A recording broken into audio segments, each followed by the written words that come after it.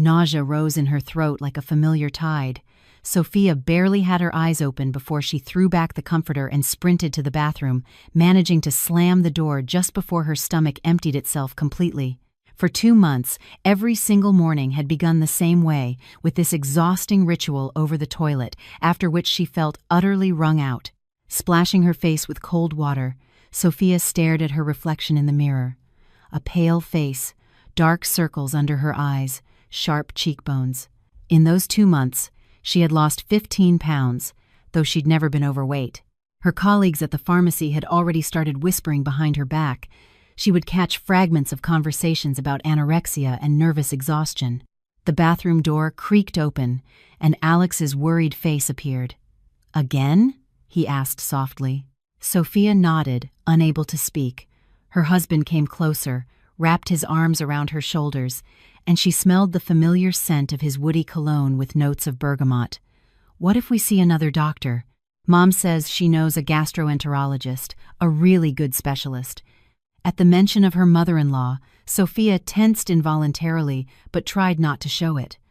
Eleanor was a delicate subject in their marriage, the only cloud in the clear sky of their relationship. "I've already seen 5 doctors, Alex. They all say the same thing. The tests are fine, my organs are healthy, maybe it's psychosomatic, so you need a psychologist." Sophia pulled away and looked her husband in the eyes. Was it her imagination, or did a flicker of doubt cross his gaze? No, she was probably imagining it. Alex loved her. Of that she had no doubt. "I'm not crazy," she said quietly, but firmly. "I'm not saying you're crazy. It's just that Mom thinks, and what else does your mother think?" The question came out sharper than she intended. Alex frowned, and an uncomfortable silence settled between them. Sophia immediately regretted her words. "I'm sorry. I'm just tired. This nausea is draining me." Her husband nodded, but she saw a shadow of hurt in his eyes. He could never take her complaints about his mother calmly. To him, Eleanor was the ideal woman, strong, wise, always right. And Sophia? Sophia was just the wife who, for some reason, couldn't find common ground with his family. As she got ready for work, she mechanically touched the pendant on her neck, an elegant silver oval with an engraved ivy leaf. Alex had given it to her for their 3rd wedding anniversary 2 months ago. "So you can always feel my love close to you," he had said then, fastening the chain around her neck. Since then, she hadn't taken the piece of jewelry off for a minute. The pendant was cool and pleasant against her skin, and Sophia smiled involuntarily. Whatever happened, she had Alex, the man who had changed her life 3 years ago. On her way to work, as usual, she went down into the subway. The morning crowd, the smell of coffee and perfume, the murmur of voices, all of it had become the familiar backdrop to her days. Sophia leaned against the handrail, closing her eyes. The nausea had subsided a bit, but the weakness remained. "Excuse me." The voice was very close, and Sophia jumped, opening her eyes. In front of her stood an older man, tall, with a neat gray beard and an attentive gaze in his dark eyes. He wore an old-fashioned but well-kept suit, and on his ring finger was a wide gold ring with an intricate engraving. "Do I know you?" Sophia asked, bewildered. "No, but I must tell you something." The man spoke softly, almost in a whisper, leaning toward her. He smelled of old books, and faintly of metal. "I'm sorry, I'm not interested." Sophia tried to pull away, thinking he was another city eccentric or a con man, but the man gently touched her arm. He didn't grab her, but touched her lightly, carefully. "Take off the necklace." "I see what's in the pendant." Sophia froze. Her fingers went involuntarily to the piece of jewelry. "My husband gave it to me for our anniversary." "What do you think you're doing?" "Open it in front of me," the man said quietly. There was no threat in his voice, only a strange, terrifying certainty. "It doesn't open. It's a solid piece." The stranger shook his head. "Yes, it does. Do you see that line on the side edge? It's a mechanism." Sophia wanted to argue, to walk away, to call the police, anything, but something in the man's eyes made her hesitate. He didn't seem like a madman, and he certainly didn't look like a scammer. The train slowed, the doors opened. People around them moved, getting on and off. The man took a business card from his pocket and handed it to her. "Richard Sterling, jeweler and antiquarian, 40 years working with jewelry. If you don't believe me, check for yourself. But if you value your life, take that pendant off and never put it on again." He stepped out of the car, and the doors closed behind him. Sophia stood there, clutching the card in her hand, her heart beating so loud it felt like the whole car could hear it. The workday dragged on unbearably long. The pharmacy, where Sophia had worked for 5 years, was in a residential neighborhood. Regular customers, familiar prescriptions, familiar faces. Usually, this routine calmed her, but today every minute was a struggle. "Sophia, you're so pale," noticed Lucy, her friend and colleague, coming up to the register during a lull between customers. "Morning sickness, as always. Have you taken a pregnancy test?" Sophia smiled bitterly. "About 20 times, all negative." Lucy frowned. They had been friends since their first year of pharmacy school, almost 10 years ago. Lucy was a nurse at the clinic next door and knew more about Sophia's health than the doctors themselves. Maybe a hidden infection. "Parasites. They've tested me for everything. Nothing. What about a toxicology screen?" Sophia looked at her friend in surprise. "Toxicology? You think someone is poisoning me?" Lucy shrugged. "I'm just going through the options. The symptoms are very strange. Morning sickness, weakness, weight loss, and all the tests are normal. That can happen with chronic, low-dose poisoning." Sophia felt her hands go cold. The words of the stranger on the subway came back to her with terrifying clarity. "If you value your life, take that pendant off." "Lucy, that's ridiculous. No one would want to poison me." "What about your mother-in-law?" Lucy asked. "You've told me yourself how much she hates you, how she tried to break you two up, how she told Alex you weren't the woman for him." Sophia shook her head. Yes, her relationship with Eleanor was far from ideal, but poisoning sounded insane. She's an overbearing, unpleasant woman, but not a murderer. Lucy fell silent, but her expression was doubtful. Sophia turned to the medicine shelf, pretending to check expiration dates. The jeweler's card burned in her pocket like a hot coal. That evening, when she got home, Sophia went straight to the bathroom and examined the pendant in the mirror for a long time, the elegant silver oval with the ivy leaf. Alex had said he'd had it commissioned from a jewelry workshop, an exclusive, hand-engraved piece. She ran her finger along the side edge and suddenly stopped. There really was a fine, barely perceptible line, almost invisible. She had previously mistaken it for a decorative element, but now... "Sophia, are you home?" Alex's voice came from the entryway. She startled and quickly hid the pendant under her blouse. "Yes, I'm in the bathroom." Coming out to greet her husband, she tried to smile as naturally as possible. Alex looked tired. He worked as an architect at a large firm and had been staying late for a month on a major project. "How are you feeling?" he asked, kissing her on the forehead. "Better. I've barely had any nausea during the day. See? Maybe it's already passing." Sophia nodded, though she knew it wasn't true. The nausea didn't disappear. She had just learned to hide it, but the weakness was only increasing. Sometimes she felt like her legs would give out and she would collapse right at work. During dinner, Alex talked about the project, the difficulties with the client, the plans for the weekend. Sophia listened with half an ear, thinking about the pendant. Should she tell her husband about the strange jeweler, or would she just scare him and he would once again advise her to see a psychologist? "Mom asked us to stop by on Sunday," Alex said casually. Sophia suppressed a sigh. "She's worried about you, you know." The skepticism in her voice was obvious. Alex frowned. "Sophia, you're unfair to her. She wants to help." "Help? Your mother has hated me from day one. You know that perfectly well. That's not true." "Not true? And who told me at our wedding that I was ruining her son's life? Who called you every day for the first year of our marriage, convincing you to get a divorce? Who still refers to me as that woman instead of by my name?"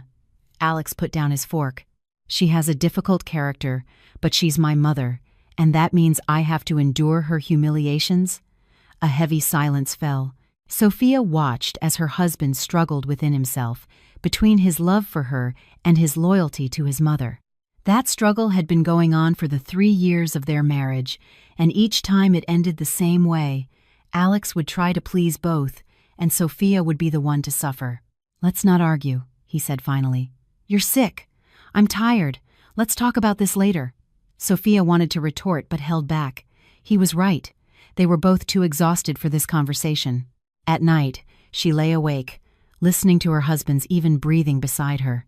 The pendant was still on her neck, now warm from her body heat. The jeweler's words wouldn't leave her alone.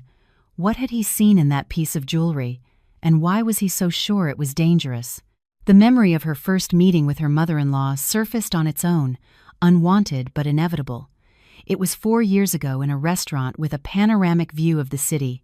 Alex had invited her to meet his mother, and Sophia had prepared for the meeting with the excitement of a young woman in love, wanting to please her beloved's family. Eleanor arrived 20 minutes late. As she later learned, this was her signature move. Tall, imposing, with a perfect hairstyle and a cold look in her blue-gray eyes. She looked Sophia over from head to toe in an evaluating glance and pressed her lips together almost imperceptibly. "So, this is your choice." She addressed her son as if Sophia weren't there. "Mom, this is Sophia. Sophia, this is my mother, Eleanor. A pleasure to meet you," Sophia smiled, extending her hand. Her mother-in-law looked at the outstretched hand as if it were something unpleasant and barely touched it with her fingertips. Throughout the evening, she interrogated Sophia like a prosecutor. Who were her parents? What did they do? What was her education? How much did she earn? Did she own her own home? The answers clearly did not satisfy Eleanor. Sophia's parents were simple people. Her father was an electrician, her mother a nurse. They lived in a small 2-bedroom apartment in Queens, inherited from her grandmother. "I see," the mother-in-law said after another answer. "And what are your plans for my son?" "Mom," Alex protested. "What?" "I have a right to know what this girl's intentions are." Sophia didn't know what to say then. She loved Alex. Wasn't that enough? But for Eleanor, love was too abstract a concept. She thought in terms of benefits, status, prospects. After that meeting, the mother-in-law called Alex and for 2 hours tried to convince him to break off the relationship. "That girl is not for you. She's a gold digger. You deserve someone from your own circle." Alex didn't listen to her. Back then, he was ready to do anything for their love. They got married a year later, despite all of Eleanor's objections.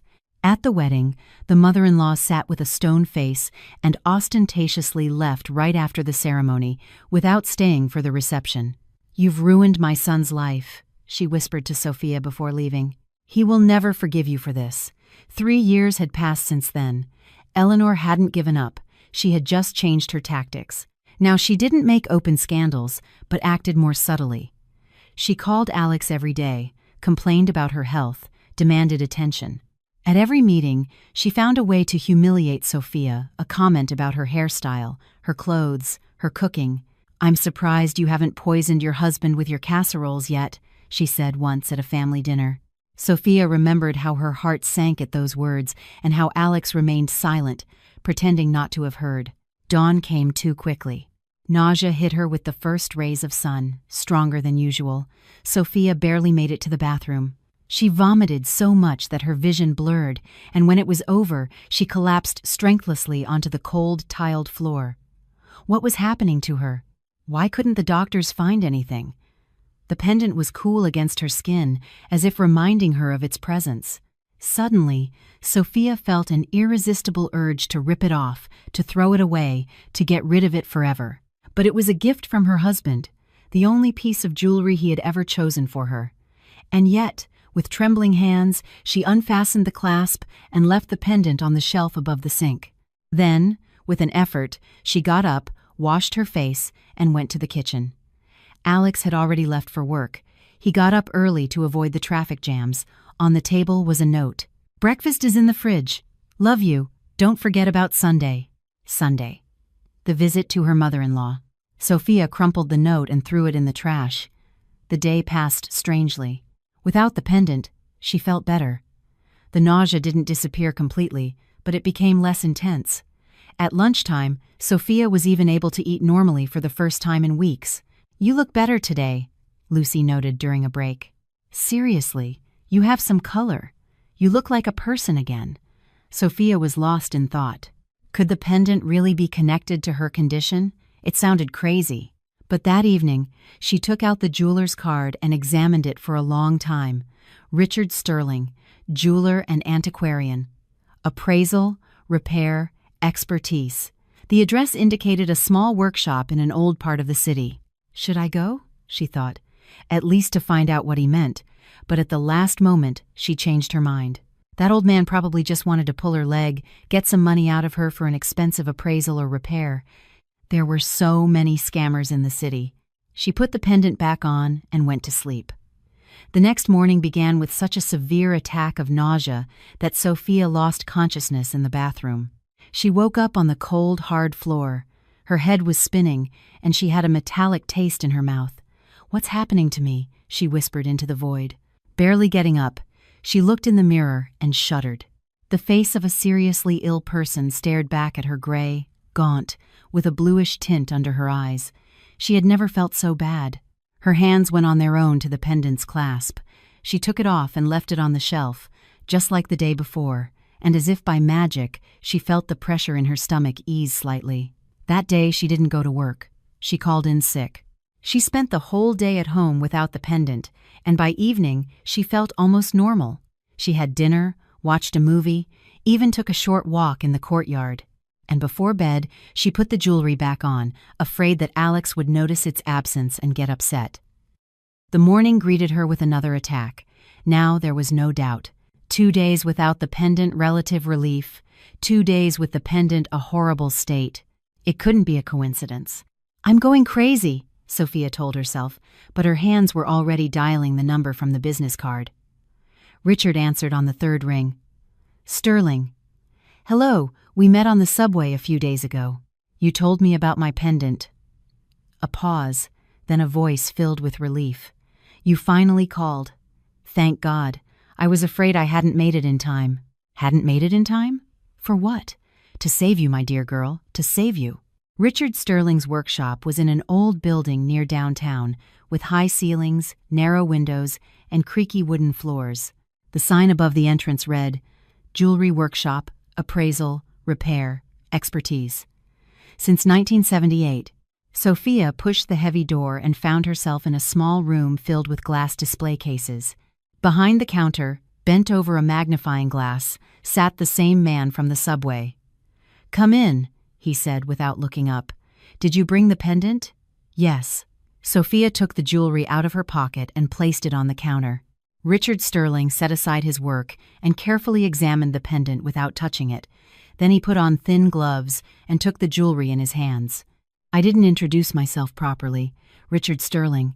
Before retiring, I worked as a forensic expert in the Major Crimes Unit, specializing in poisoning and toxicology. For the last 15 years, I've been in the jewelry business, a hobby that became a profession, so to speak, a forensic expert." Sophia felt her hands go cold. "Precisely. And when I saw your pendant on the subway, I knew right away that something was wrong.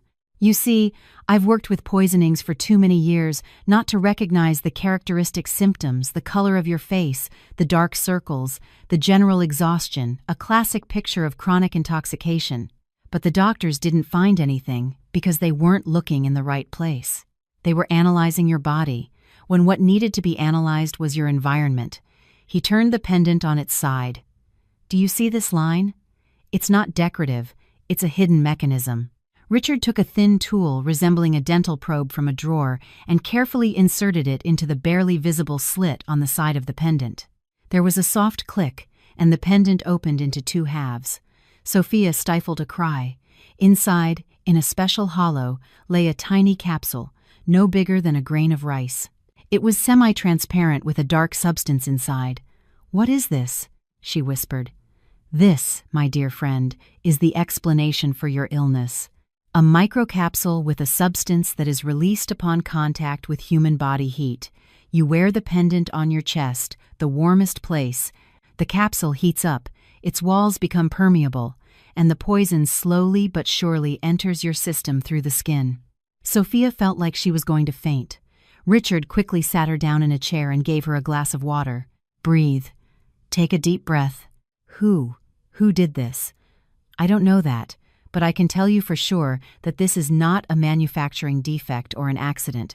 Someone intentionally modified this piece of jewelry to harm you. But it's a gift from my husband. He couldn't have. The jeweler held up a hand. I'm not saying your husband did it. It's possible he doesn't even suspect its contents. But someone with access to this pendant turned it into a murder weapon. Murder. Sophia could barely speak. Not immediately, of course. Slow poisoning is always a long-term game. They would have attributed it to some disease, maybe even cancer. The doctors would have found organ malfunction, but never the cause. The perfect crime.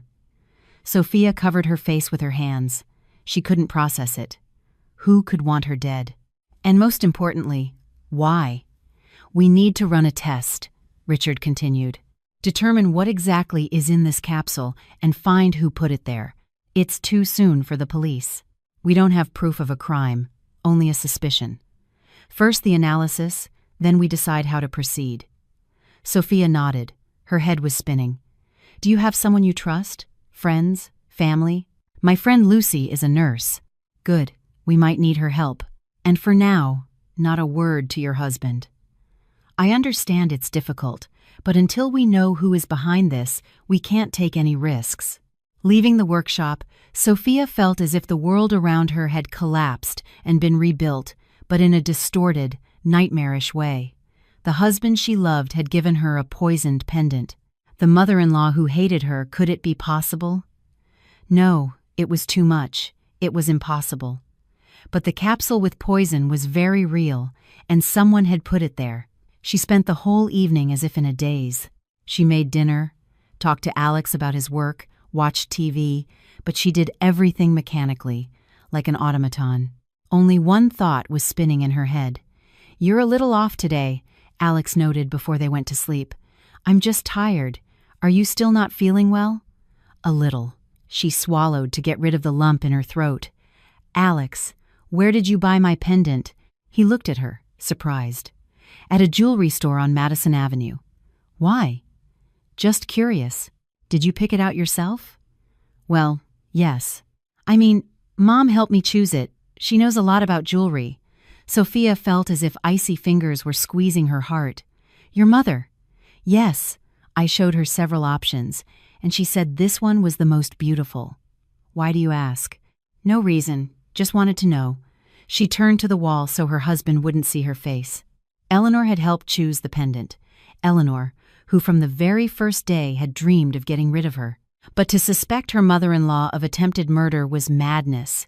It was the delirium of a paranoid woman. And yet, you've ruined my son's life. He will never forgive you for this. The words she said at the wedding came back to her with terrifying clarity. Back then, Sophia had taken them as the simple malice of an offended mother. But what if there was something more behind them?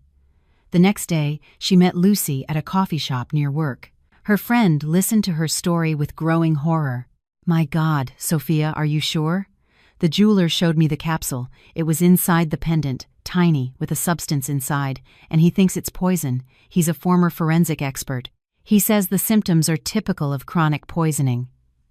Lucy was silent, processing the information. And you think it was your mother-in-law? I don't know. But Alex said she helped choose the pendant and had access to it. She often comes to our apartment when I'm not there. She has keys. But that's murder. Attempted murder. Sophia corrected her. As long as I'm still alive. Lucy grabbed her hand. You have to go to the police. Richard says we need the analysis first, otherwise they won't believe us. What analysis? An official one in a lab. Yes, he knows people who can help, but it will take time. Lucy frowned. And have you told Alex? Sophia shook her head. I can't. If it's his mother, he won't believe me. He'll take her side, like he always does. You're being unfair. Maybe this time, Lucy. You don't understand. I've lived with him for 3 years. Every time it comes to his mother, he becomes blind and deaf. To him, she's a saint, and I'm a hysteric who exaggerates. Her friend squeezed her hand. Then let's gather proof. Irrefutable proof. So he can't deny it. Sophia nodded. It was the only way. The following days, her life turned into a strange spy game. Sophia wore the pendant so Alex wouldn't notice its absence, but she tried to take it off at every opportunity. At work, the jewelry stayed in her desk drawer. At home, on the bathroom shelf. She told Alex the chain was irritating her neck. Richard sent the capsule for analysis to an old acquaintance, a toxicologist who worked in a private lab. The results would be ready in a week. Meanwhile, Sophia secretly watched her mother-in-law. It turned out to be easier than she thought. Eleanor was an active social media user and regularly posted photos of her busy life, meetings with friends, trips to the theater, charity events, the perfect image of a successful retiree. But among the photos, Sophia found something interesting. 2 months ago, just before her anniversary, her mother-in-law had posted photos from that same jewelry store on Madison Avenue. "Helping my son with a gift for his wife," the caption read, with Eleanor posing next to a jewelry display case. So she was really there. She really touched the pendant. But that still didn't prove anything. Sophia kept digging. She started noticing things she hadn't paid attention to before. The frequency with which her mother-in-law came to their apartment for no apparent reason, usually when Sophia was at work. How Alex told his mother everything that happened in their family. How Eleanor was always aware of their plans, their schedules, even the contents of their fridge. She controls our life, Sophia realized with horror. She always has. On Sunday, as planned, they went to her mother-in-law's. Sophia wore the pendant. She had no choice. Eleanor noticed the jewelry immediately. "Oh, what a beautiful pendant," she said in a honeyed voice. "Son, did you give this to her?" "Yes, Mom, for our anniversary. How lovely. Let me see it closer." The mother-in-law reached for the pendant, and Sophia instinctively recoiled. "What's wrong with you?" Eleanor frowned. "I just want to admire it. I'm sorry, I'm just not feeling very well. Always with your ailments." There was barely concealed irritation in the mother-in-law's voice. "Alex, you should really take her to a good psychiatrist. A normal woman doesn't get sick for no reason." Sophia clenched her teeth to keep from responding rudely. Lunch passed in a tense atmosphere. Eleanor, as usual, didn't miss an opportunity to take a jab at her daughter-in-law. Comments about her paleness, her thinness, her ineptitude in the kitchen, it all flowed in a continuous stream disguised as maternal concern. "Alex is so thin," the mother-in-law lamented. "You're probably not feeding him." "Mom, I'm fine," Alex tried to intervene. "Of course, you say that so as not to upset her, but I can see. When you lived with me, you were such a strong, healthy boy." Sophia ate her salad in silence, counting the minutes until she could leave. And then she noticed something strange. Her mother-in-law was looking at her pendant. Not just looking, but studying it with a predatory focus, as if checking that the jewelry was in its place. Their eyes met, and Eleanor instantly looked away, putting on a fake smile. "A little more salad, dear?" Sophia felt a chill run down her spine. It was the look of someone with a secret, a terrible secret. On the way home, she was silent. Alex, used to her gloom after visits to his mother, didn't ask questions. He turned on the radio and focused on the road. "Alex," Sophia said suddenly. If you had to choose between your mother and me, who would you choose?" He glanced at her in surprise. "What kind of question is that?" "Just answer." Alex was silent. "Sophia, that's not fair. You're both important to me. You don't have to put me in that position. And if you had to?" Again, silence. Then, "I hope I never have to." It wasn't an answer. And Sophia understood that when the time came, her husband wouldn't take her side. He would again try to please both of them. He would again choose neutrality, and she would be left alone. The analysis results came 5 days later. Richard called her at work. His voice was grim. "Can you come by? We need to talk." At the workshop, the jeweler was waiting for her with a thick folder of documents. "Sit down," he indicated a chair. "The news is not good." Sophia felt her legs go weak. "What's in it?" "Thallium." "Thallium?"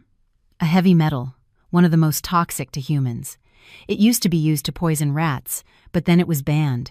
Too dangerous. In chronic poisoning, it causes nausea, weakness, hair loss, and damage to the nervous system. In high doses, it's lethal. Sophia gripped the edge of the table. But how?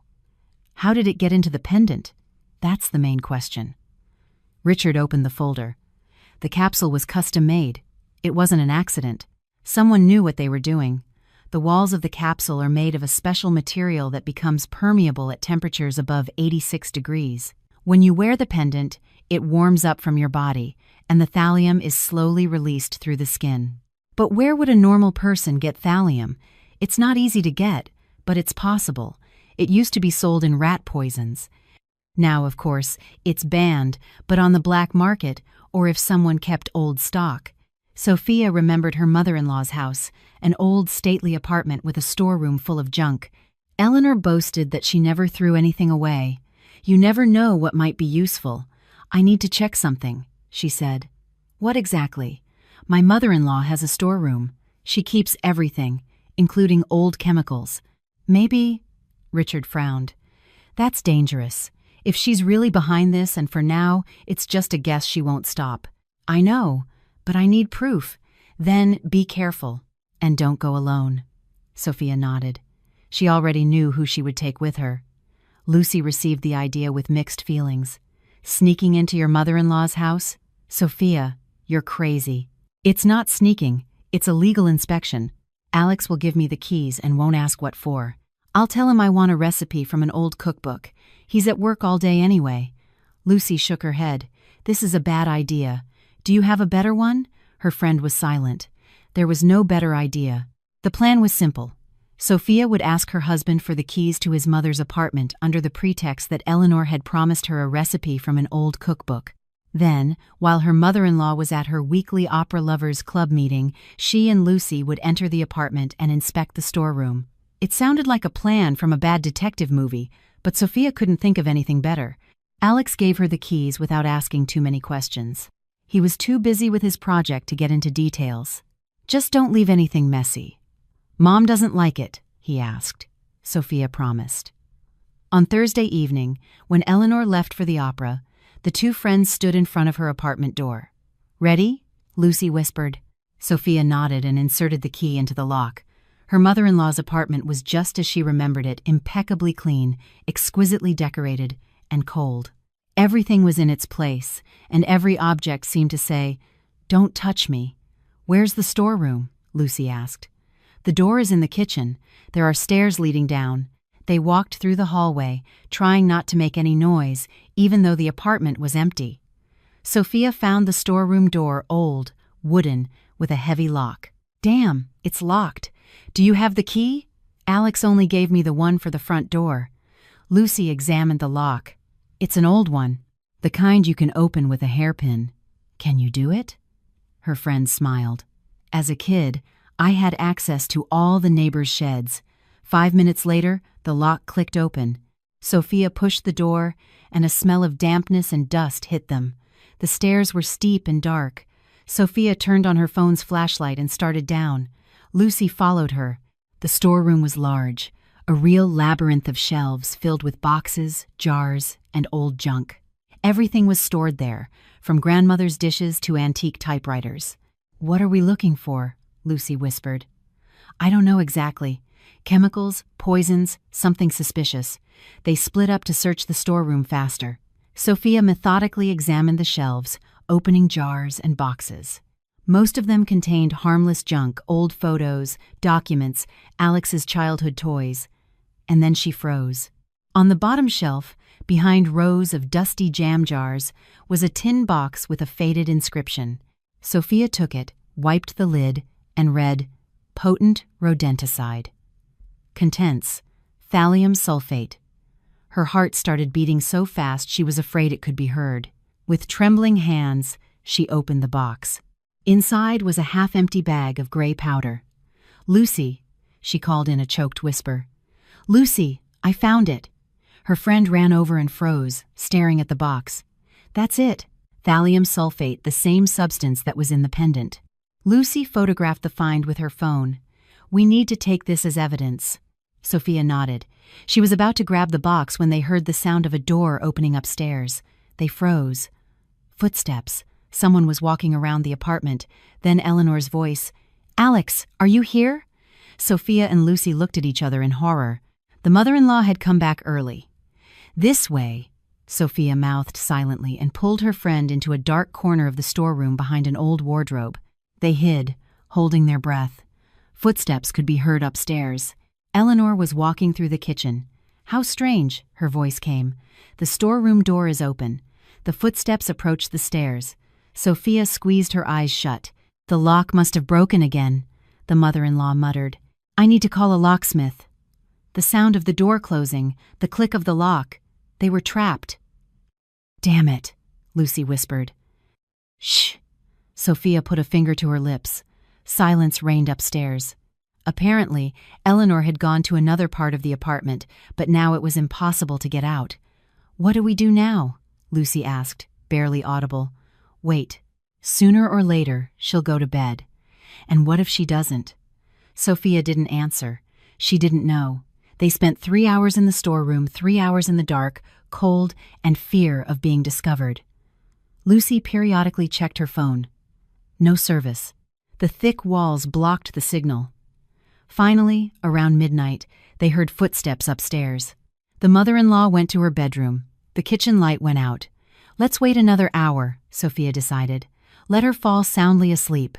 The hour dragged on eternally, but when complete silence took over the apartment, they decided to act. Lucy worked the lock again. From the inside, it opened even more easily. The door creaked softly, and they slipped out into the kitchen. The apartment was dark. Somewhere behind a closed door, the mother-in-law's even snores could be heard. On tiptoe, like thieves, they reached the entryway. Sophia had just put her hand on the front doorknob when the hallway light switched on. In the bedroom doorway stood Eleanor in a silk nightgown, a murderous look on her face. "Well, well, my dear daughter-in-law, I knew it was you." Sophia froze. Lucy, behind her, stifled a scream. "Eleanor, quiet." The mother-in-law's voice was as cold as steel. "I see everything. The box with the thallium in your purse. You decided to frame me. Come in. Plant the evidence, and then accuse me of poisoning." "What? No, don't deny it. I knew you were cunning, but not this cunning." Eleanor took a step forward. "First, you bewitched my son. Now you're trying to get rid of me, but you won't succeed.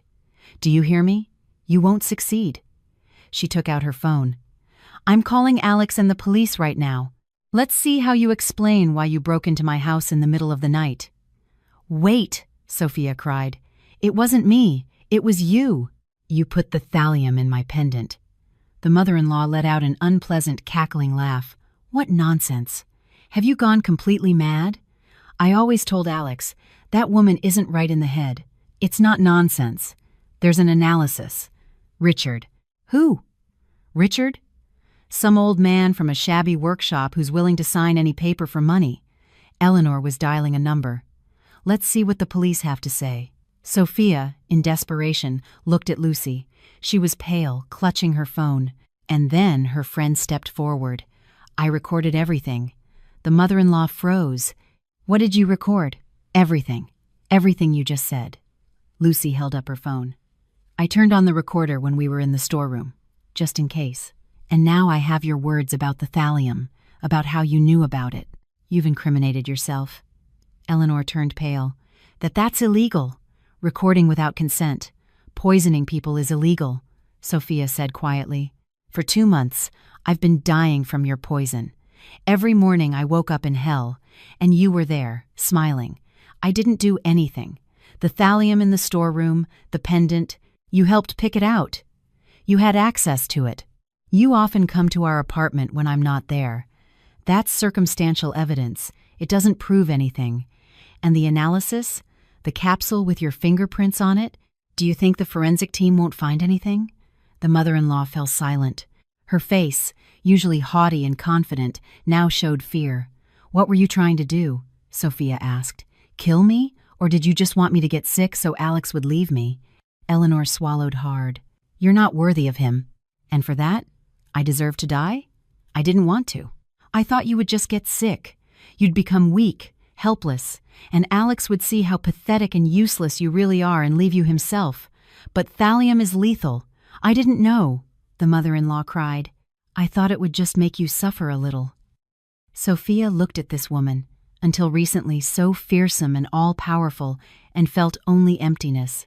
Not hatred, not fear, just immense exhaustion. "Lucy, call the police," she said softly. Eleanor lunged at her. "No, wait. We can make a deal. I'll give you money. A lot of money. But don't call the police."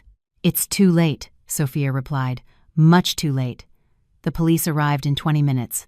They took Eleanor away in handcuffs, disheveled, shouting something about injustice and conspiracies. Sophia stood on the sidewalk, wrapped in a jacket one of the officers gave her, watching the flashing blue and red lights of the patrol cars illuminate the night street. Lucy had her arm around her shoulders. "How are you?" "I don't know. Empty. It's normal. It's shock. I need to call Alex. The police have already notified him. He's on his way." Sophia closed her eyes. Soon her husband would arrive, and she would have to tell him that his mother was a poisoner, that the woman he had idolized his whole life had tried to kill his wife. How would he take it? Alex appeared half an hour later, pale, with a lost look in his eyes. He got out of the car and ran to Sophia. "What happened? What's going on with Mom?" "They called me," they said Alex.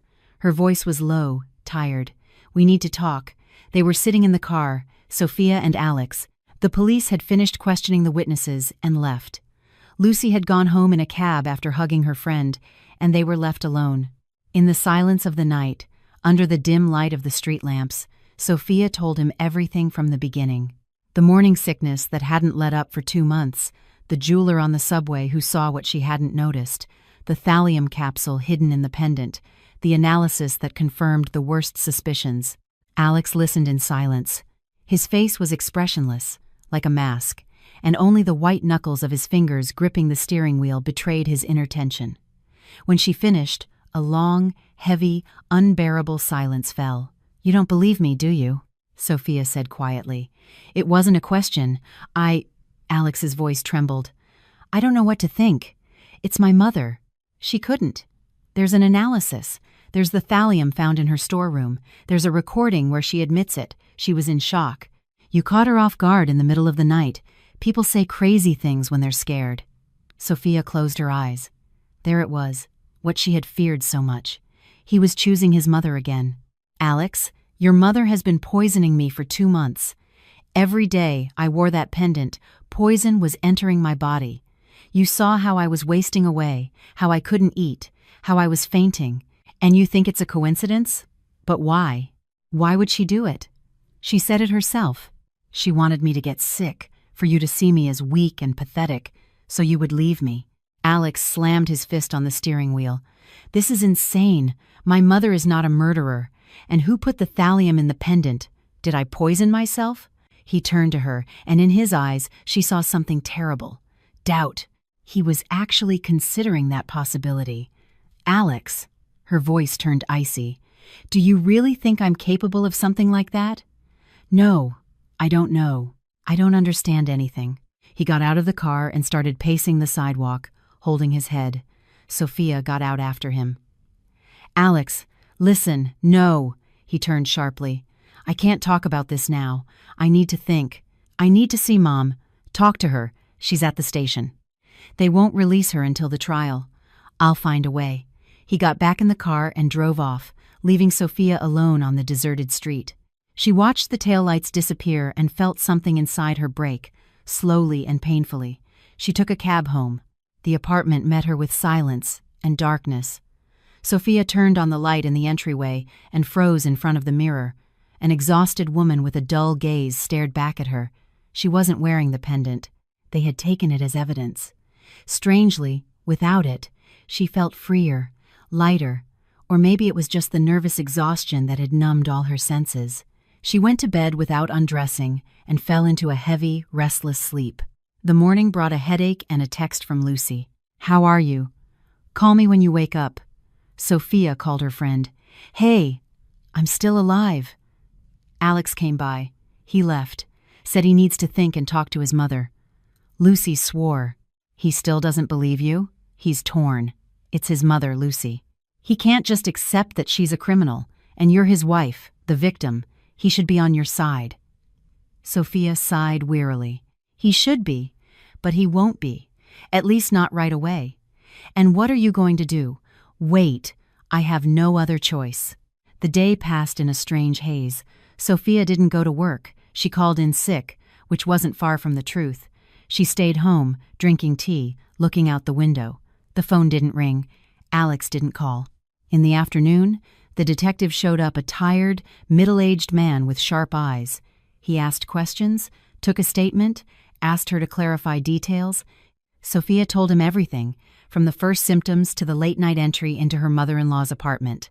Eleanor denies her involvement, the detective informed her.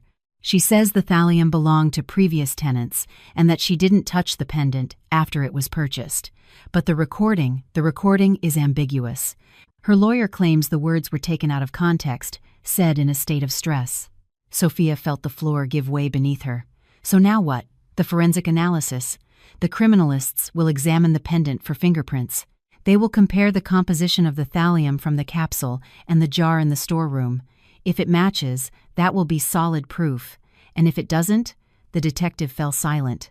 Then it will be more complicated. But we will find the truth. Don't worry. After he left, Sophia sat in the dark for a long time. Thoughts swirled in her head. What if the analysis proved nothing? What if her mother-in-law got away with it? What if Alex never believed her? The phone rang. Her husband's name appeared on the screen. "Hello, Sophia." Alex's voice was dull, broken. "I saw Mom at the detention center. She says it's all a misunderstanding, that you framed her." Sophia closed her eyes. Of course. What else could she expect? "And you believe her?" "For 3 years, I've endured your mother's humiliations, her jabs, her contempt. I never responded in kind. I never tried to turn you against her. And you think I'm capable of such a vile act? No, I don't think so. It's just what? She's my mother, Sophia.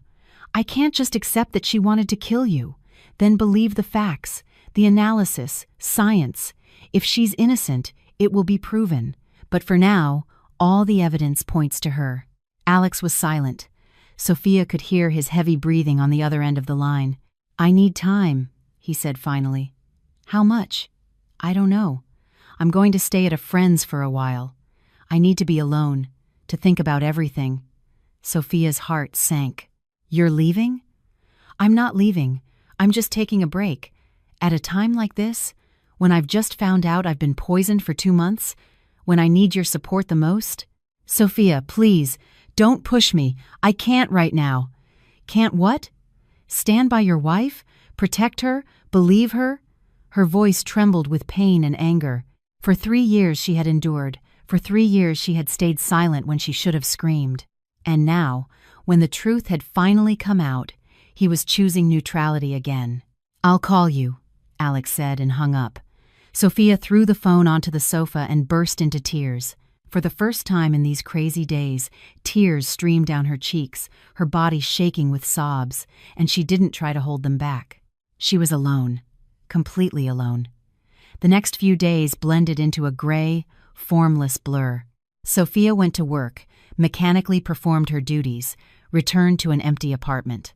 Alex called once every 2 or 3 days short, formal conversations about nothing. He would ask how she was feeling. She would answer, normal. Both knew it was a lie. Lucy came over every evening with food, movies, attempts to cheer her up. Sophia was grateful, but even her friend's presence couldn't fill the void she felt. Richard didn't leave her alone either. He called, asked about the investigation's progress, gave advice. It turned out he still had contacts in law enforcement and could get first-hand information. "The analysis is almost ready," he informed her one day. "The results will be in soon." "And what do they say?" "I don't know for sure yet, but my source says everything is pointing in your favor." That should have made her happy. But Sophia only felt tired. Even if they convicted her mother-in-law, what would change? Alex would still not forgive her for betraying his mother. A week passed, then 2. Sophia began to get used to the loneliness, the quiet evenings, the empty half of the bed, the absence of a male voice in the apartment. It was painful, but the pain became a familiar, background ache. And then the detective called, "Sophia, we have the results of the analysis. Can you come in?" A surprise awaited her in the detective's office. Alex was already there. He looked haggard, with dark circles under his eyes, and when he saw his wife, he looked away. "Please, have a seat." The detective indicated a chair. "I decided to invite you both because this matter concerns your family." Sophia sat down, trying not to look at her husband. "So, the analysis results." The detective opened a folder. The thallium from the pendant's capsule and the thallium from the jar in Eleanor's storeroom are identical. Furthermore, on the inner surface of the capsule, we found partial fingerprints that match the suspect's. Sophia felt a huge weight lift from her shoulders. There it was. Proof. In addition, the detective continued, "We found a search history on Eleanor's computer. A month before your wedding anniversary, she searched for information on thallium, its properties, methods of use, and symptoms of poisoning." Alex turned pale. That can't be." "Unfortunately, it can. Your mother prepared the crime meticulously. She studied the subject, bought a special slow-release capsule, by the way. They're sold online for aromatherapy, and filled it with thallium." "But why?" Alex's voice trembled. "Why would she do it? She can answer that herself." During interrogation, under the pressure of the evidence, Eleanor confessed. Sophia froze. She confessed? Yes, completely. The detective pulled a transcript from the folder. Here are excerpts from her statement. I quote, "I wanted that woman out of my son's life. She is not worthy of him. I thought if she got sick, he would see how weak she was and leave her. I didn't want to kill her, just make her helpless. I didn't know thallium was so dangerous." Silence fell in the office. Sophia looked at her husband. His face was gray. His lips were trembling. "It's true," he whispered. "It really is." "Yes," the detective nodded. "Your mother committed attempted murder. The case is going to trial." Alex covered his face with his hands. His shoulders began to shake. He was crying. Sophia watched him and didn't know what to feel. Relief, pity, anger. "I need to see her," Alex said in a hoarse voice. "Talk to her." "It's possible. I'll arrange a meeting." They left the office in silence. On the street, Alex stopped, not looking at his wife. "Sophia, His voice was flat, colorless. "Not now. I need to apologize to you. Later. First, talk to your mother. Hear everything from her, firsthand, and then we'll talk." She turned and walked away, feeling his gaze on her back. Inside, she was empty. No joy from the victory, no relief from justice, just exhaustion. That evening, Lucy called. "I heard." The detective confirmed it. "It was her." "Yes." "Sophia, you should be happy. Justice has been served, I guess. What's wrong with you? You sound so down." Sophia sighed. "Lucy, my mother-in-law wanted to kill me. My husband took weeks to decide who to believe. Even now, with everything proven, I'm not sure he'll forgive me for destroying his family. What is there to celebrate?" Lucy was silent. "Do you think your marriage—" "I don't know. Honestly, I don't know." "And do you want to save this marriage?" The question hung in the air. Sophia thought about it. She wanted to. 3 years of love, 3 years of life together. Alex wasn't a bad husband, weak, indecisive, too dependent on his mother, but not bad. He loved her in his own way, as he knew how. "I don't know," she answered honestly. "I did before. Now, too much has happened. Maybe you two need to really talk, without emotions. Maybe when he's ready." Alex was ready the next day. He came in the afternoon with flowers and a guilty look in his eyes. Sophia opened the door and let him in without a word. "I saw Mom," he said, sitting on the sofa. "We talked for 2 hours, and she really did it. She confessed everything to me, without excuses, without trying to blame anyone." Sophia sat in the armchair across from him. "What did she tell you?"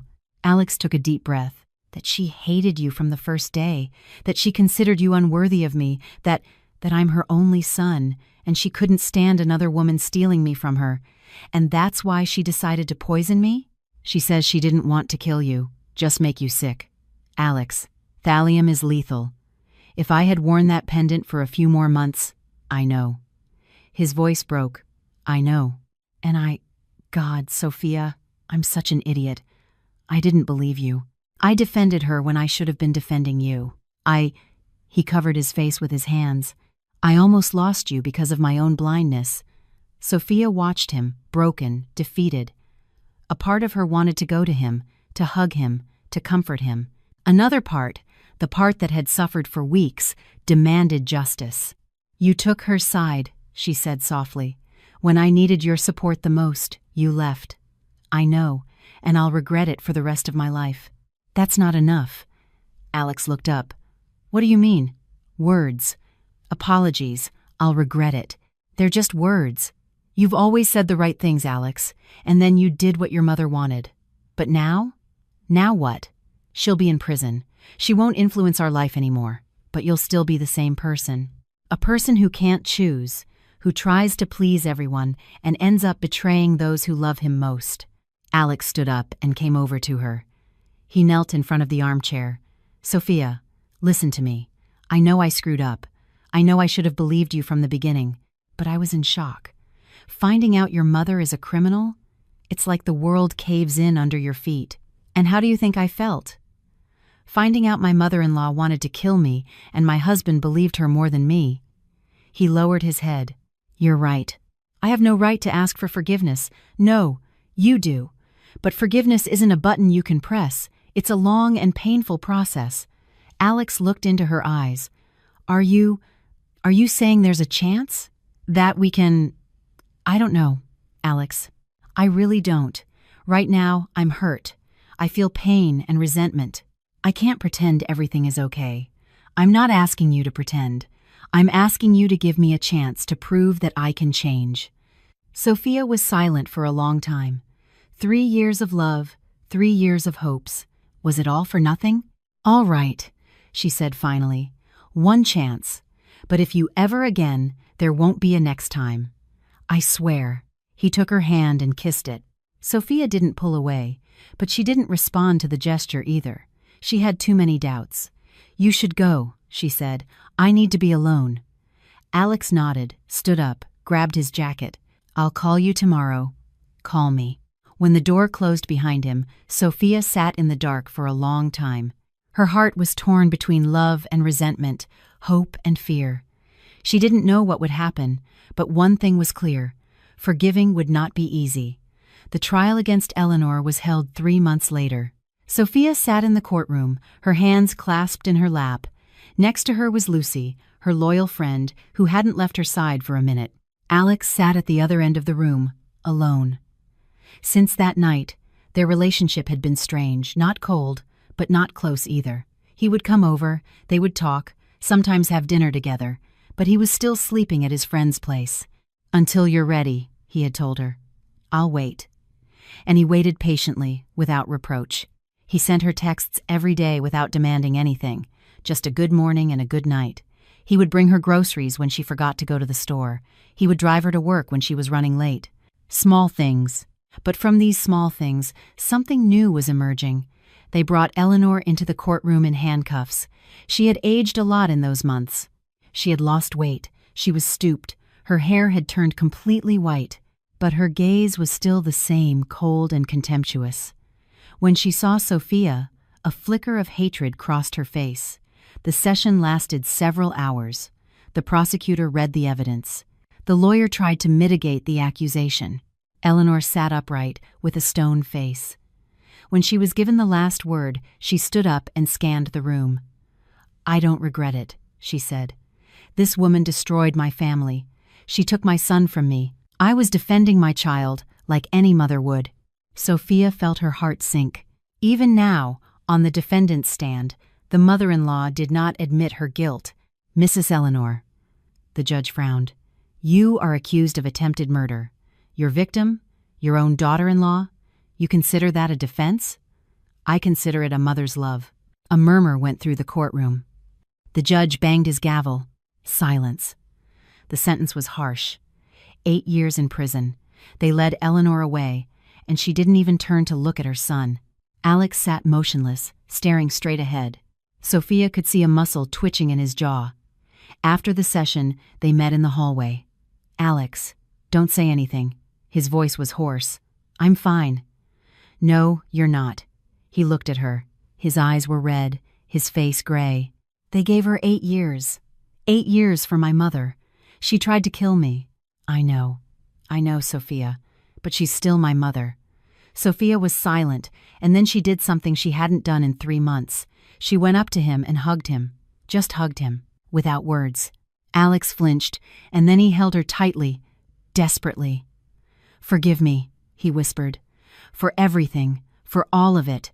"I know," she replied softly. They stood like that for a long time in the middle of the cold courthouse hallway, and Sophia felt something inside her shift.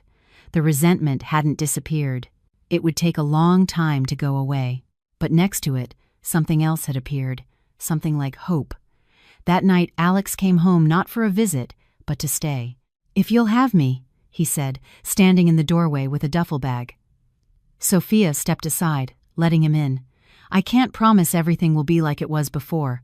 I'm not asking for that. I'm asking for a chance to build something new, better than what we had." She nodded. "Then come in." The first few weeks were difficult. They were relearning how to live together without the shadow of Eleanor hanging over them, without her calls and visits, without the need for him to be torn between 2 women. Alex had changed. It was noticeable in the small things, in how he listened to Sophia without interrupting, in how he asked for her opinion, in how he defended her in conversations with friends and family. "Your wife put your mother in prison," an uncle said to him at a family dinner. "My wife exposed a criminal who tried to kill her," Alex replied calmly. "If you ever say anything like that again, we're leaving." Sophia watched him and didn't recognize him. This wasn't the Alex who for 3 years had hidden behind his mother. This was a man who had finally learned to choose. "You surprised me," she told him that night. "With what?" "With how you answered your uncle." Alex shrugged. "I should have answered like that from the beginning. Defended you, not looked for compromises." "Why didn't you before?" He grew thoughtful. "Mom was always the most important person in my life. My father died young, and she raised me alone. I got used to doing everything for her, her son, her friend, her support. And when you appeared, she felt threatened. And I didn't realize how she started to manipulate me, to turn me against you. Do you still love her?" "Yes," he didn't deny it. "She's my mother. I can't change that. But loving her doesn't mean justifying her. She committed a crime, and she's paying for it. It's fair." Sophia nodded. She understood. It was difficult, painful, but she understood. "We'll get through this," she said. "Together." That word, together, became their mantra in the following months. Together they went to couples therapy, sifting through the rubble of old wounds.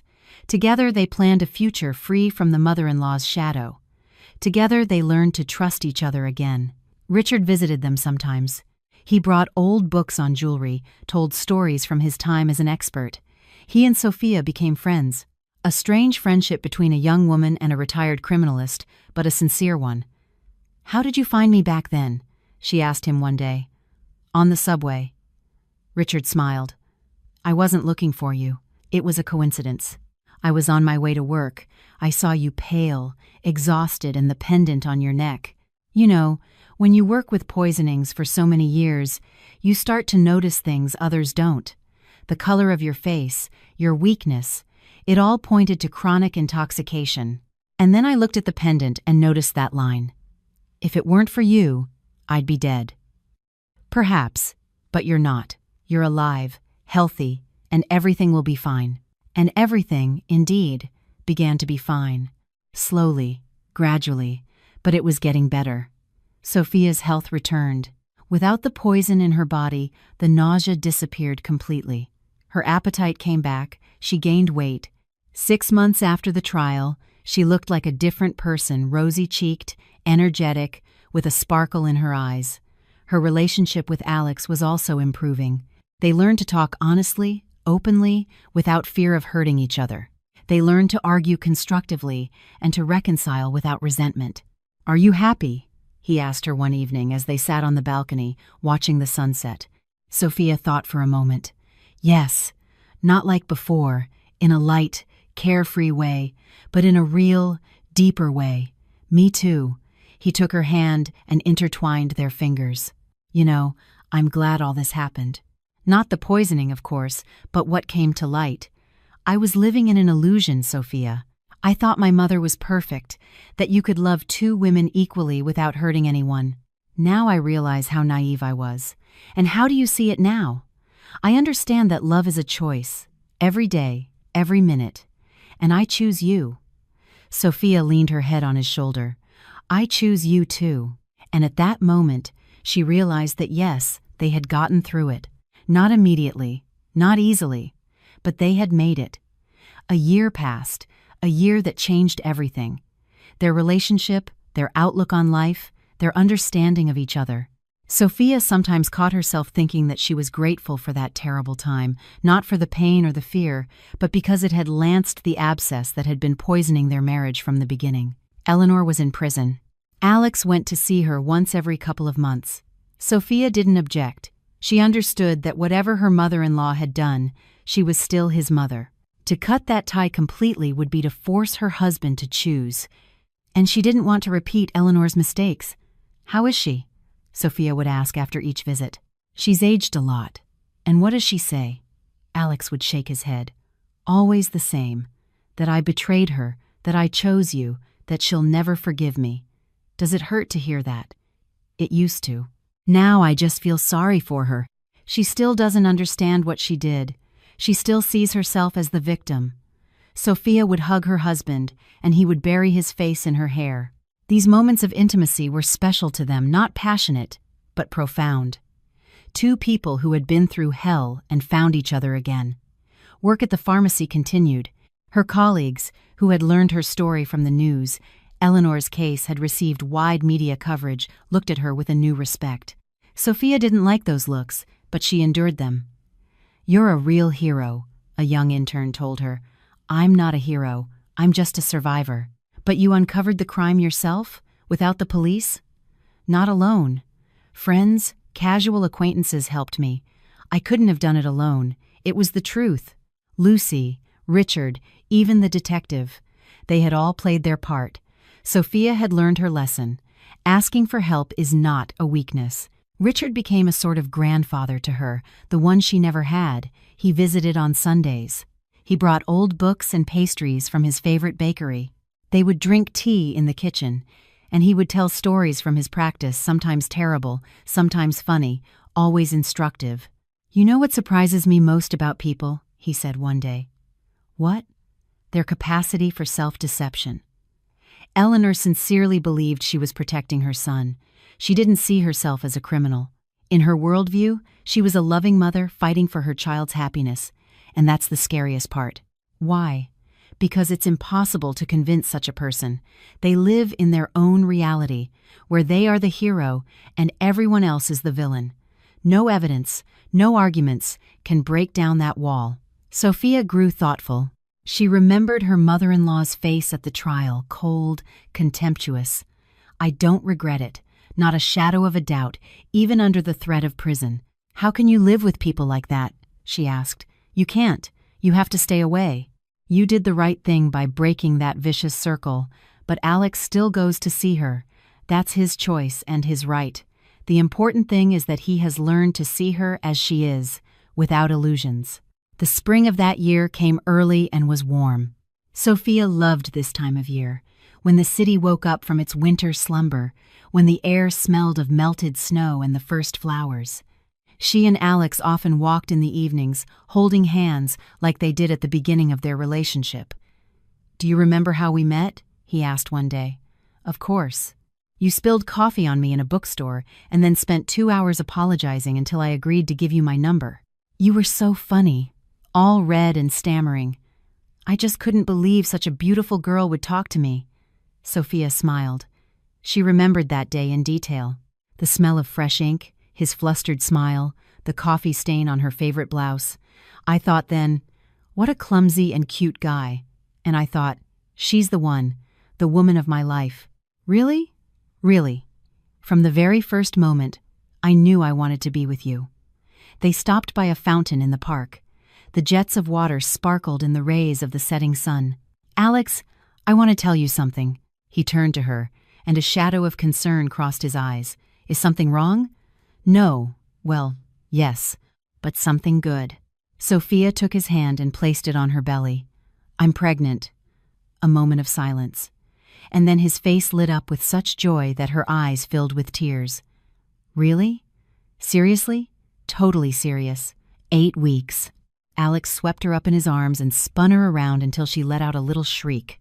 "Careful, I can't be spun around now." Sorry. He gently set her down but didn't let go. "Oh my God, we're going to be parents. You and I are going to have a baby. Yes, this is the best news of my life." He kissed her cheeks, her forehead, her nose, her lips. Passers-by turned, smiling at the happy couple. Sophia laughed through her tears, tears of happiness she had waited so long for. The pregnancy was easy, as if in compensation for those months of torment. No nausea, no weakness, no terrible morning attacks. Sophia blossomed, her skin glowed, her eyes shone, even her hair seemed thicker and more lustrous.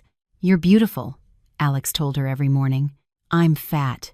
You're magnificent, and you're carrying our child. That makes you even more beautiful." He was incredibly attentive, sometimes even too much so. He wouldn't let her lift anything heavier than a mug. He made her breakfast, lunch, and dinner. He monitored her vitamins and her sleep schedule. "I'm pregnant, not sick," Sophia would laugh. "I know, but I want to take care of you.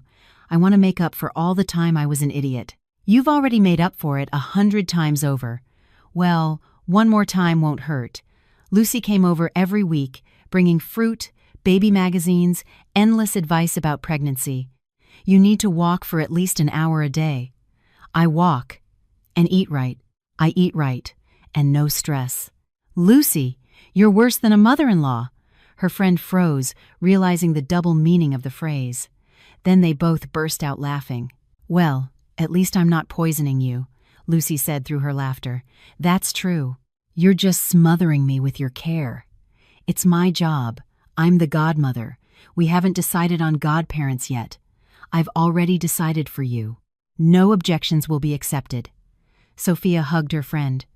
What would she have done without Lucy, without her support, her stubbornness, her endless loyalty? "Thank you." "For what?" "For everything. For being there when I was at my worst. For believing me when even my husband doubted. For that night in the storeroom." Lucy waved it off. "Nonsense. It's us. You and me against the world. Remember in college?" "I remember." They fell silent, reminiscing about their student years, the dorms, the exams, the late-night talks about the future. Everything seemed so simple then. Find a job, find love, be happy. Reality turned out to be more complicated, but also more interesting. Richard, upon hearing about the pregnancy, was moved to tears. "A new life," he said, wiping his eyes with a handkerchief. "After what you've been through, a new life is a miracle." "You're exaggerating." "Not at all. Do you know how many cases I handled in my career? Hundreds. And in most of them, the ending was tragic. Death, prison, broken families. But here, a happy ending. It's a rarity, believe me. Thanks to you." "What are you saying?" "I just noticed something was wrong. Everything else is your doing." Sophia shook her head. "If you hadn't approached me on the subway, I would be dead. That's a fact." Richard was silent. "You know, at that moment, I hesitated. I thought, what if I'm wrong? What if this woman looks at me like I'm a lunatic? But something pushed me. Maybe intuition, maybe experience, or maybe fate." "I believe in fate," Sophia said. "After everything that's happened, I believe." The months passed, the belly grew, the baby kicked, and every kick filled Sophia with an indescribable happiness. She talked to her little one, sang songs, read books aloud. "You're spoiling him," Alex laughed. "Him or her?" "What?" The ultrasound confirmed it. "It's a girl." Alex froze. "A girl? We're having a daughter?" "Yes." He knelt in front of her and rested his cheek on her belly. "Hello, little one. I'm your daddy. I love you already."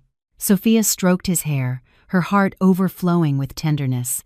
This man, her husband, the father of her daughter, had been through fire to become who he was now. Not perfect, but real. They took a long time to choose a name. They went through hundreds of options, from classic to exotic. Anna, Alex suggested. No, too common. Isabella. Too long. So what? Sophia thought. What if we name her after someone close to us? Like who? Your grandmother, for example. What was her name? Alex frowned. My paternal grandmother was Carmen. My maternal one, Dolores. Dolores? No. And Carmen. Claire is pretty. Claire Sanchez. Alex tried it out. Sounds good, decided. Our daughter will be named Claire. They shook hands as if sealing an important deal, and then laughed at themselves, at their solemnity, at everything. The labor began at night, as expected. Sophia woke up with a dull ache in her lower abdomen and knew, it's time. Alex, wake up. What? It started. He jumped up as if stung and started rushing around the room, looking for his clothes, the keys, the hospital bag. Calm down, Sophia said, though she was nervous too. The bag is by the door, the papers are inside, the car is in the garage. Yes, I know. I'm just panicking. I'm panicking too, he admitted. Sophia smiled despite the pain. Then let's panic together on the way to the hospital. They got to the hospital in time. The contractions intensified, and by morning, Sophia was in the delivery room. Alex stayed outside. He wanted to be present, but she refused. This is my test. I can handle it. Are you sure? Absolutely. And she did handle it. Claire was born at dawn, small, wrinkled, with a shock of dark hair and a surprisingly lucid gaze. When the midwife placed her on Sophia's chest, time stood still. Hello, little one, she whispered. I've waited so long for you. The baby looked at her seriously, intently, as if recognizing her, and then yawned and closed her eyes. Sophia cried from happiness, from relief, from the overwhelming love. Everything she had been through, the poisoning, the betrayal, the pain had led her here, to this moment, and it was worth it. They let Alex in an hour later. He tiptoed in, as if afraid of scaring someone, and froze by the bed. It's her. That's her. That's Claire. He took his daughter in his arms clumsily, like all new fathers. Claire whimpered a little, but then quieted down. She's so small. 7 pounds, a normal weight, and so beautiful. She looks like you. Sophia smiled. She has your nose, see? Look. Alex examined the tiny face. Yes, maybe. And the chin is mine, too. See? Teamwork. He leaned over and kissed his wife tenderly, gratefully. Thank you. For what? For everything. For existing. For forgiving me. For Claire. For our family. Sophia took his hand. We're a team, remember? Together. Together. The first few months with the baby were a whirlwind. Night feedings, endless diapers, colic and teething. Sophia and Alex didn't sleep. They argued over little things. They made up even faster. I read that the first year with a baby is a test for a marriage, Alex said once, rocking a crying Claire. We've already passed a tougher test, Sophia replied. This is nothing. And it was true. After the poisoning, the betrayal, the trial, sleepless nights seemed like a trifle. They managed, together, as a team. Lucy became the godmother, as she had promised. Richard, the unofficial honorary grandfather. Little Claire grew up surrounded by love and care. For her first birthday, they threw a small party, just the closest family and friends. Lucy brought a giant teddy bear. Richard brought a small silver spoon, an antique. Engraved for good luck, he said. Thank you. Sophia hugged the old man. Over the year, he had become truly dear to her. How are you feeling? She asked him. He had looked tired lately. Normal. Age, you know. I'm not a young man anymore. You need to take care of yourself. I do. But when you have someone to live for, even illness retreats. He looked at Claire, who was seriously examining the gifted teddy bear.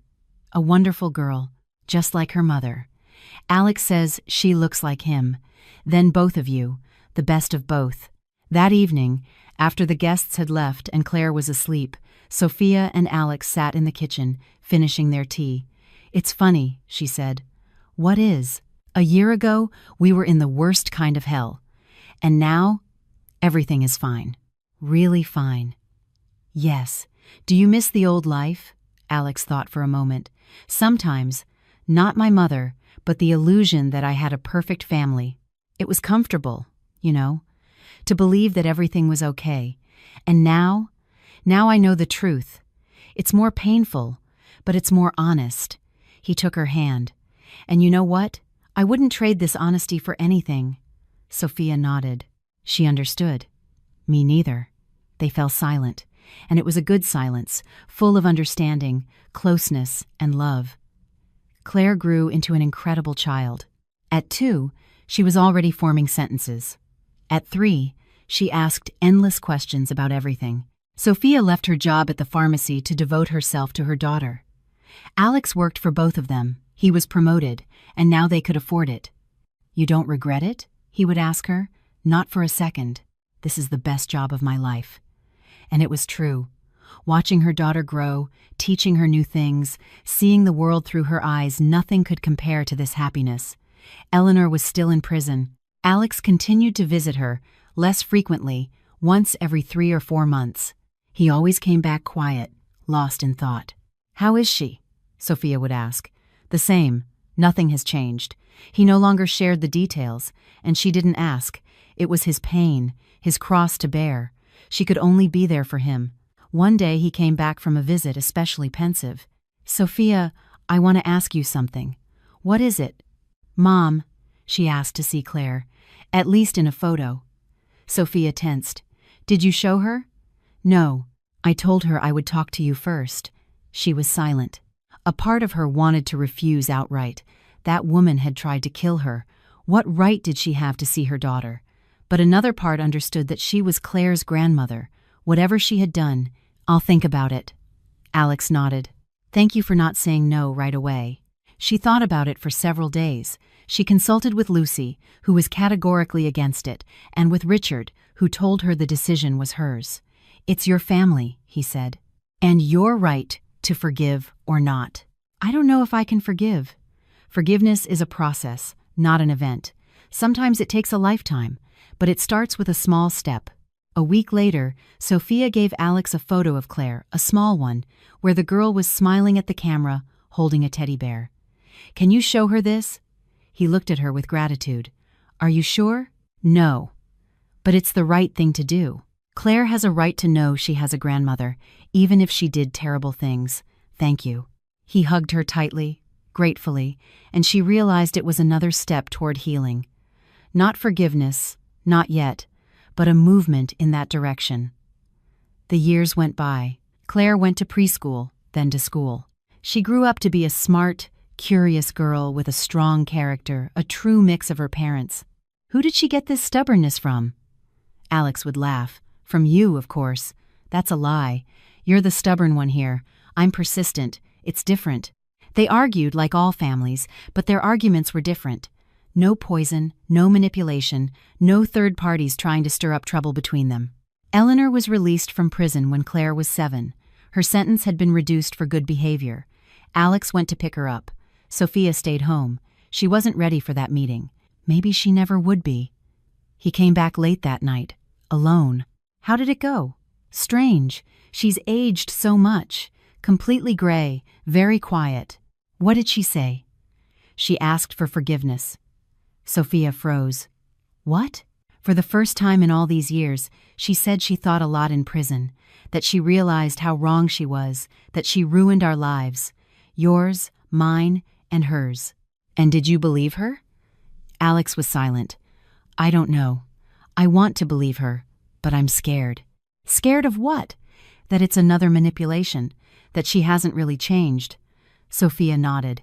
She understood his fear. She felt the same. "What did you tell her?" "I told her that forgiveness is a process, that I need time. That's wise. Those are your words.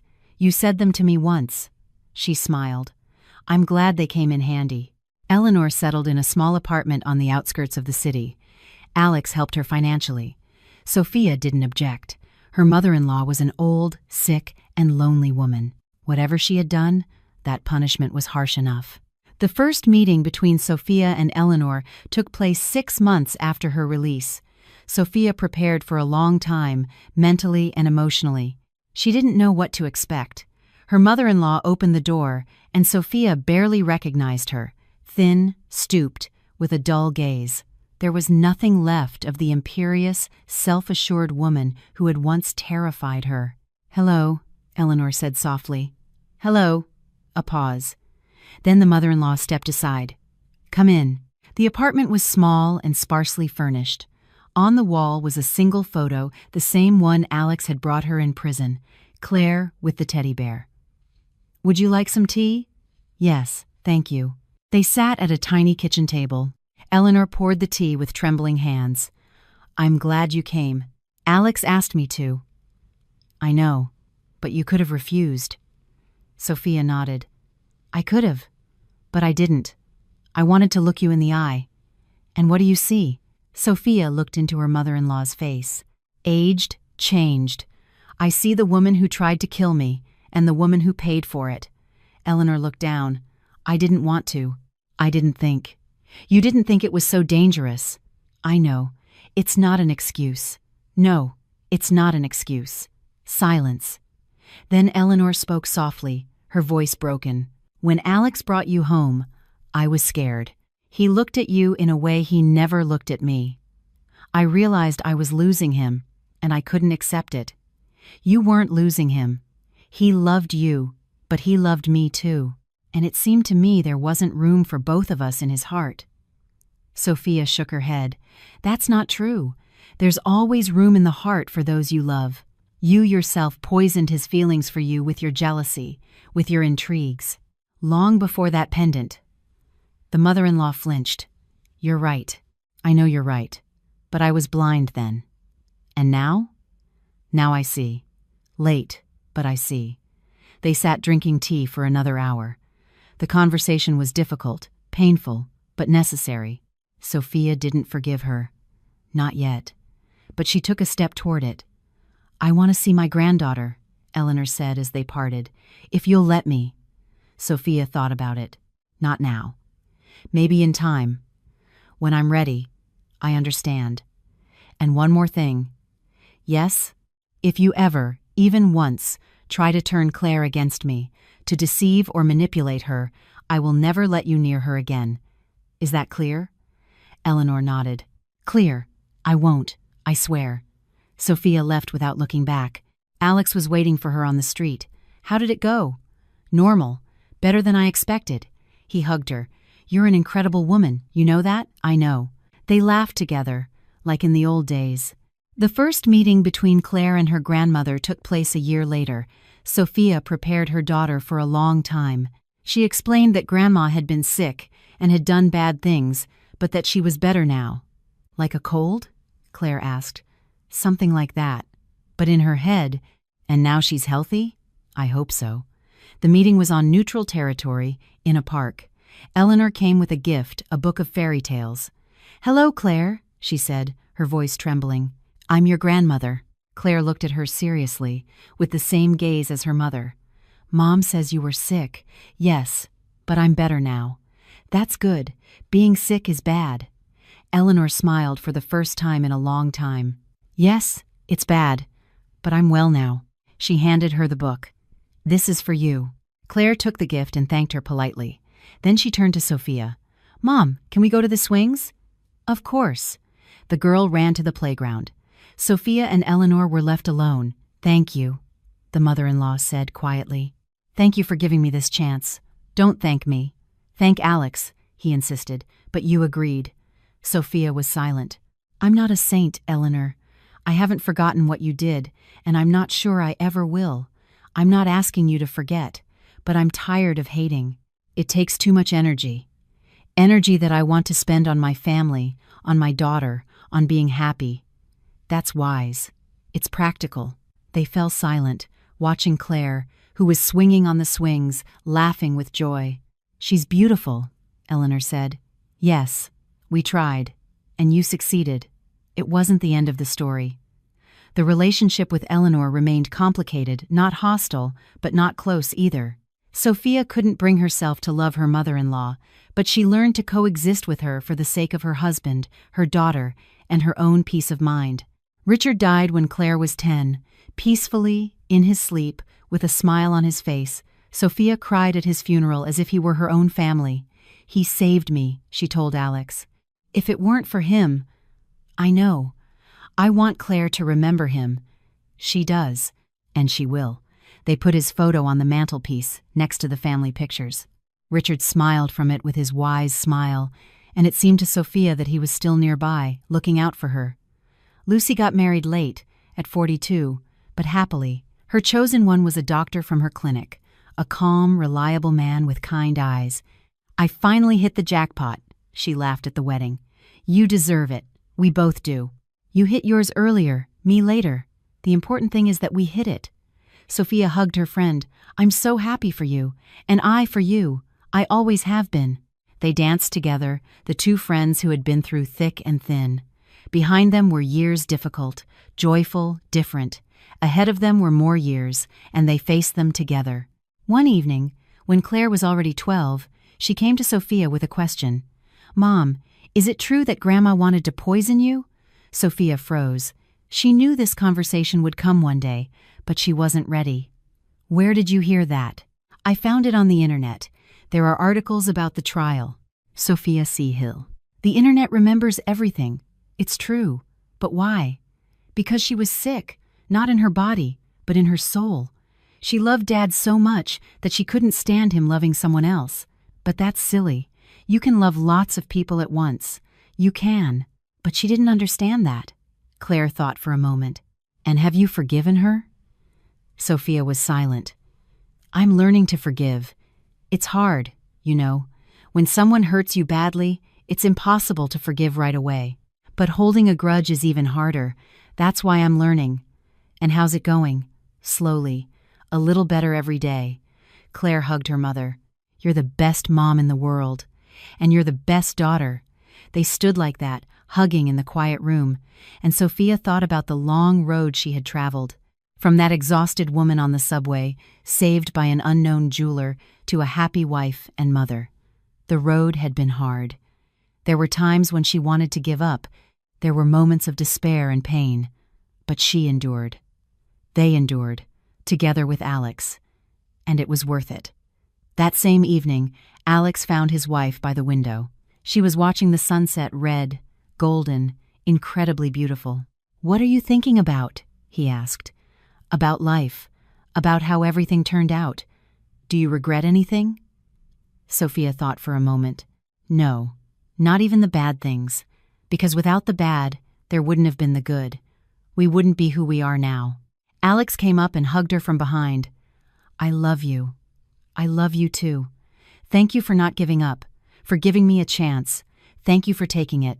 They stood by the window, watching the sunset, and Sophia felt absolutely, completely happy. Not because everything was perfect, life is never perfect, but because she had learned to find happiness in what she had. Family, love, trust. And that was enough. More than enough. Several more years passed. Claire grew up, went to college, to medical school. She wanted to be a doctor. "In honor of Richard," she said. "He saved your life. I want to save lives too," Sophia cried with pride. Alex retired early. He wanted to spend more time with his family. They traveled together, through the country, through Europe, through the world. They watched sunsets on different continents, and each time they remembered that first one by the window of their apartment. Eleanor died in a nursing home, where she had moved of her own accord. "I don't want to be a burden," she said. Only Alex and Sophia were at the funeral. Claire couldn't make it. She was doing an internship in another city. Sophia, standing by the grave, thought about how strange life is. This woman had caused her so much pain, and at the same time, she had given her Alex, Claire, everything good in her life. "Goodbye," she whispered. "I forgive you." And she felt something inside her release, something heavy she had carried for all these years. The resentment, the pain, the fear, it all went away, dissolved, disappeared. Only love remained for her husband, for her daughter, for life. And that was enough. Now, many years later, Sophia sometimes takes out an old photo, the one of her and Alex on their wedding day. Young, happy, not knowing what awaited them. "If you had known then," she says to her reflection, "what would you have done?" And every time, she answers the same way. The same thing. Exactly the same thing. Because life is not a straight road. It's a labyrinth with dead ends, traps, and unexpected turns. But if you walk it together, holding hands, you can find the way out. And they found it.